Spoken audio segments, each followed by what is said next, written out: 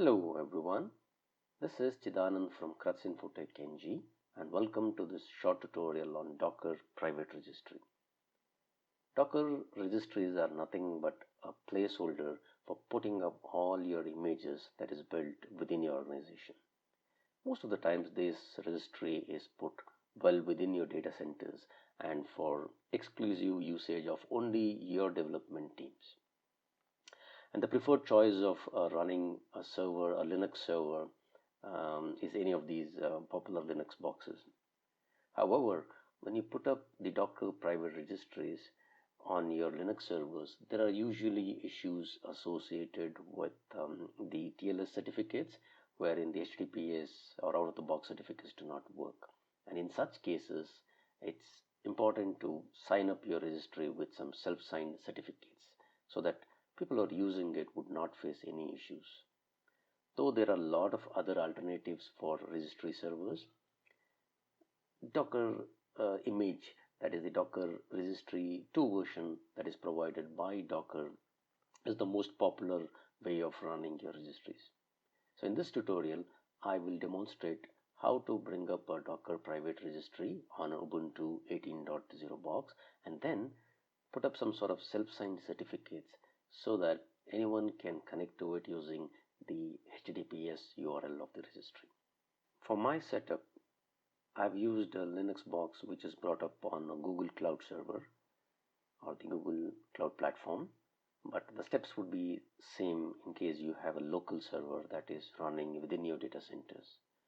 Now this is a public IP for my server, but assuming that this is within your data center and you're using an IP address that is pingable, within your local network, the steps would all be the same. So this is my server. I am connected to my server using one of the SSH clients.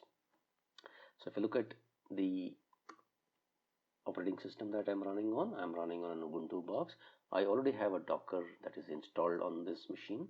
So if I just check the Docker version, I have Docker 19.03, which is the client and the server as well. So both of them are running on this same box. All right, before going any further, I have documented whatever steps are required to be performed in my GitHub repository, which I'll be sharing at the end of this tutorial so that you guys can refer to it. All right, first and foremost, you have to make some changes in the openssl.cnf, wherein there's a section called v3ca where you're supposed to specify the actual IP address of your particular VM that you're going to be using. So my VM IP address, let me just copy it in some place that I can use it later on. So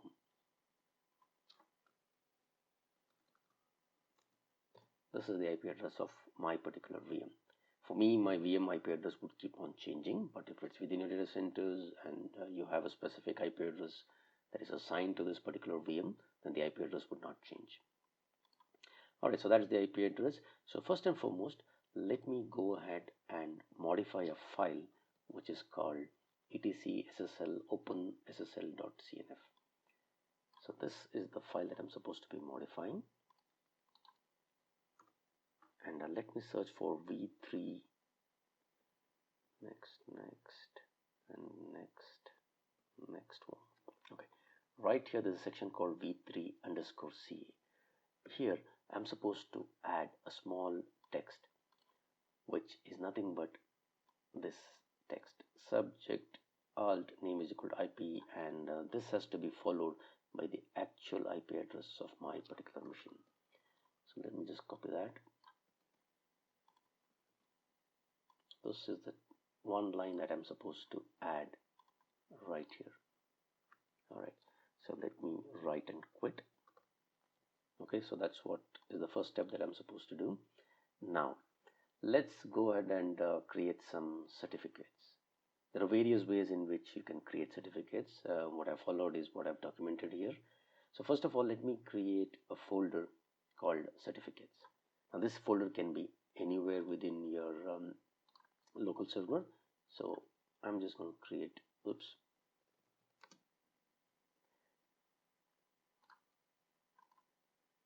okay, so since I was creating right in the root folder, I do not have permissions, so which is why it crips about it. So I made sudo, I made myself sudo so that I can create my certificates.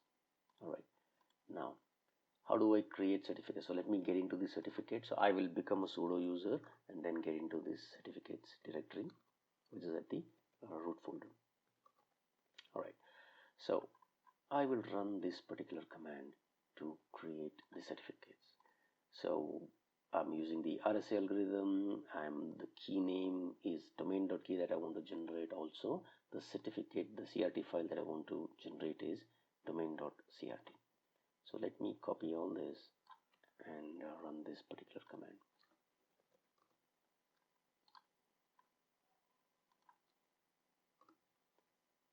All right, now there are a few things that you got to enter here. Most of them doesn't really matter what you enter, but the most important part is the IP address of the machine, which you're supposed to enter when it prompts for a common name or a fully qualified domain name. So this doesn't matter. I will say India, IN, province is Karnataka, location is Bangalore, organization name can be anything. This can be anything, developer, common name. There you go. Now this is the IP address that I'm supposed to enter.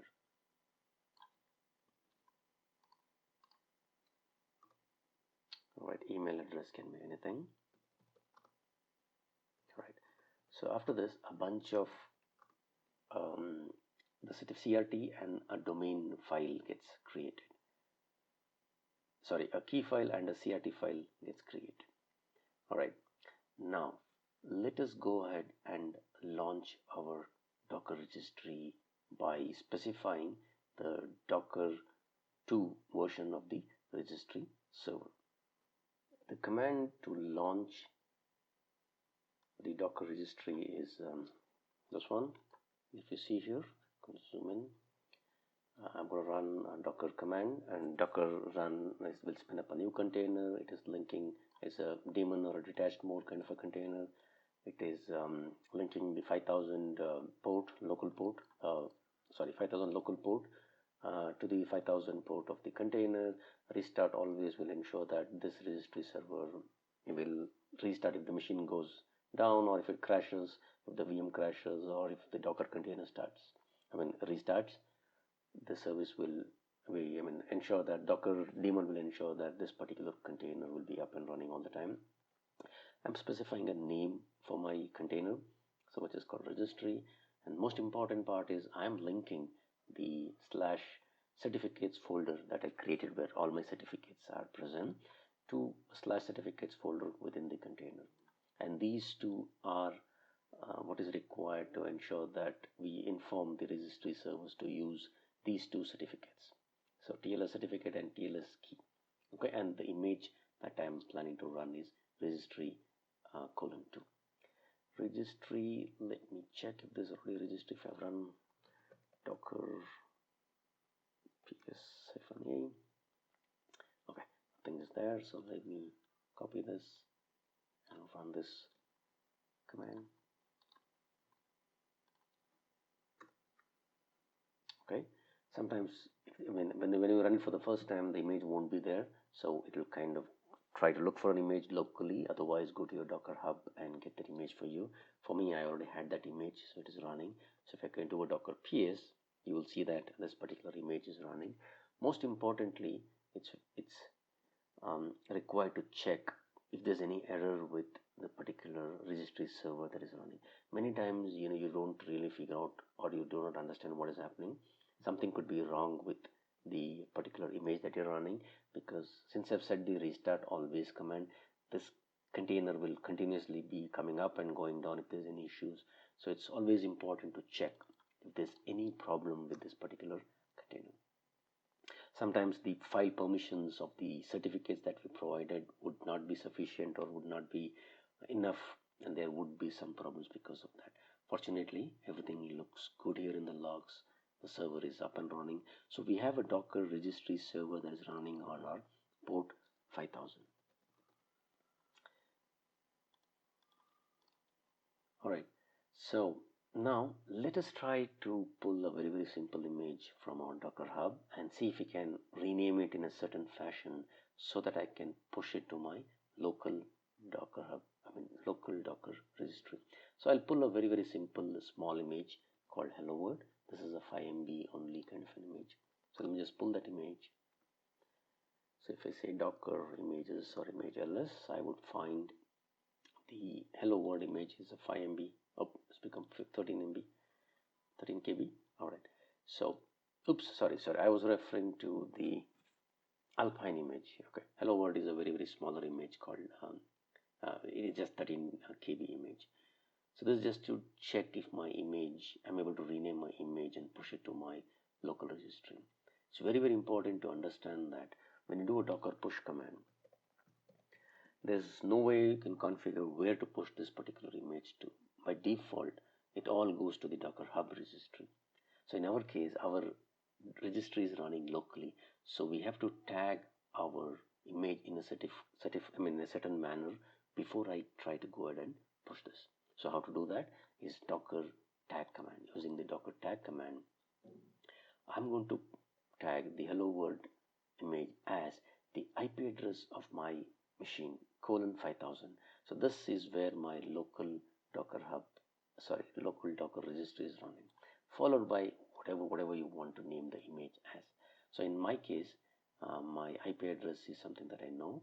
So let me just go ahead and copy my IP address. This is my IP address.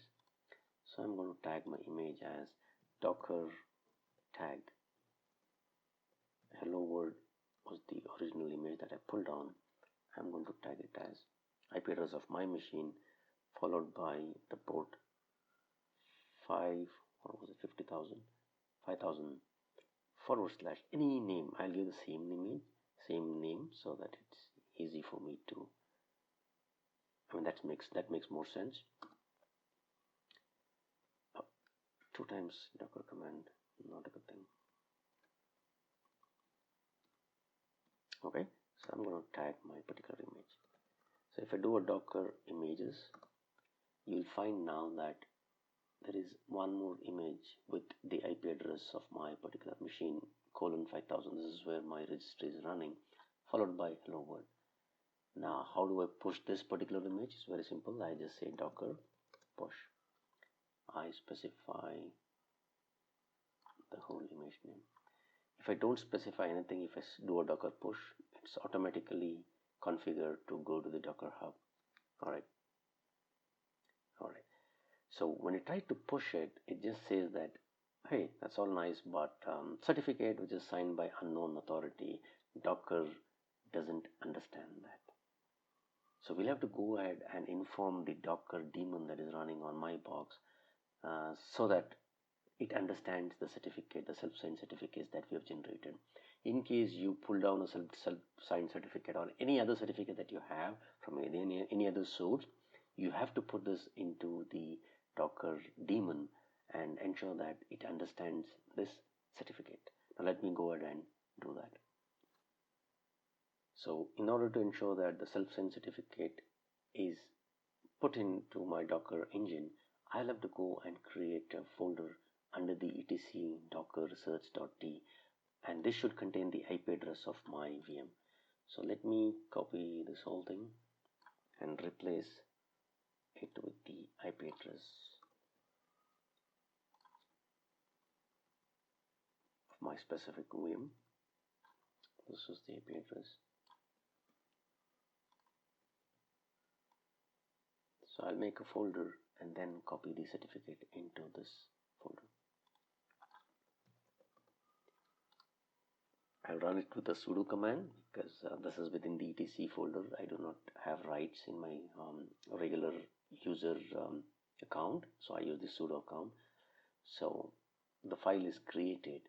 The directory is created. Now the small thing that I need to consider is that the certificate was called domain.crt, which is there in the certificates folder. Now this has to be copied as ca.crt. Now ca.crt is the name with which it has to be copied, otherwise this doesn't work. So let me run this command.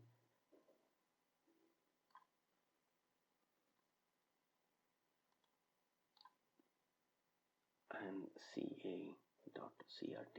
So I'm just copying under the certificates. There was a domain.crt. I'm copying it as /etc docker. Oops, not this.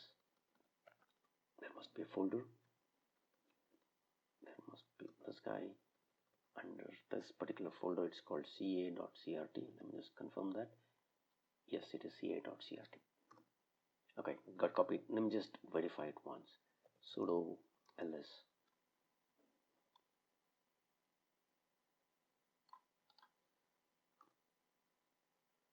Okay, sudo ls. It doesn't sound right. Let me go to this folder and check.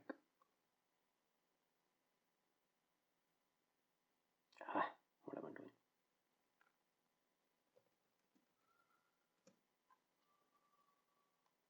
My bad. Okay, there is the ca.crt. Sorry, I was just trying to copy both of them. So my certificate has gone into the Docker daemon step. Only thing is now I'll have to reload the Docker daemon so that it picks up the certificate. So sudo service docker reload. All right. Now let me just double check if at all my okay, this is still up and running. The certificate would possibly have been picked up. So I'll check for my Docker push command that I ran. Yes, let me try to run this command now. All right, there you go. So the problem that was there because Docker engine did not recognize my certificate is all gone now. So I was able to successfully push this particular image using the HTTPS URL or the self-signed certificates that is associated with my HTTPS URL. Now with this, anyone even from outside the box will be able to push to this particular registry server. Those self-signed certificates are pretty good and simple to try out and use. The only problem with self-signed certificate is that these are not trusted by default by other machines. So in case you want to push it from any other boxes, the certificates will have to be copied manually onto your Docker so that your Docker daemon understands that and it trusts it. So let me just quickly verify that. I've got one other box. This is the server where I have the Docker registry up and running. I have another box here which is a separate and a different box. I've got Docker running in it. So in order to push an image from here onto this particular server, I'll have to do the same set of steps that I did. So let me just quickly show you what I did. If you go to etc docker cert.d and yes, I need to create a folder here and I need to manually copy the keys, which is nothing but the domain dot. Let me just show you that. Okay, the domain.crt, that was a self-signed certificate. It has to be copied into this particular folder with the name ca.crt, and then after this I need to reload the Docker service. Now I've done all that. Let me just pull another image and quickly tag it and see if I can push it to my local registry. So Docker pull, let me pull Alpine image. It's a 5 MB only image, so let me just pull that. I pull that. So let me tag this image Alpine as what is the IP address of my other server? Is this one? Okay, Alpine. That's good enough. So let me tag that. If I say Docker images, okay, this is the my Alpine that I've.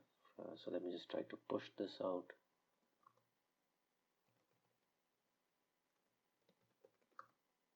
So Docker push.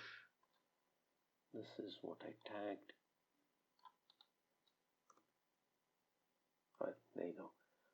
So from another machine, by adding the self-signed certificate and trusting that certificate, I can pretty much use the TLS or the HTTPS URL of the registry server in order to push my images. If you guys use Ansible or any other automation tools, Pushing this certificate into these folders and restarting Docker is a pretty simple step that can be done.